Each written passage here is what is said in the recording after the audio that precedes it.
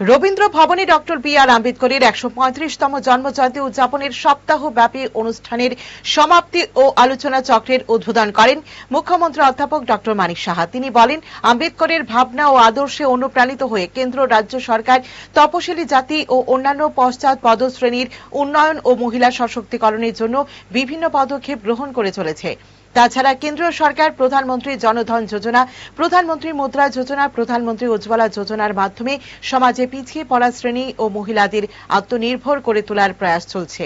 অনুষ্ঠানে উপস্থিত ছিলেন সাংসদ রাজীব ভট্টাচার্য, পশ্চিম ত্রিপুরা জেলা শাসক তথা সমাহর্তা ডক্টর বিশাল কুমার, পশ্চিম ত্রিপুরা জেলা পরিষদের ভারপ্রাপ্ত সভাধিপতি বিশ্বজিৎ শীল ও তপশিলি জাতি কল্যাণ দপ্তরের অধিকর্তা জয়ন্ত দে প্রমুখ। ডক্টর বি আর আম্বেদকরকে আমরা সম্মান দেওয়ার জন্য আজাদী কা অমৃত মহোৎসবের অঙ্গ হিসেবে 2023 সালে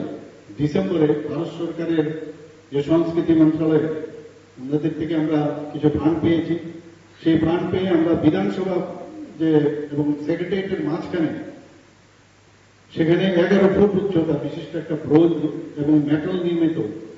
ভারতরত্ন ডক্টর বি আর আম্বেদকরের একটা পূর্ণবয়া মূর্তি আমরা স্থাপন করেছি। আমরা যারা প্রধানমন্ত্রী অনুসূচিত জাতি অভিযোগ যোজনা PM অজয় মাধ্যমে তপশিলি জাতি অধ্যুষিত যে গ্রামের পরিকাঠামোগত উন্নয়নের জন্য আমরা poultry shelter, solar street light,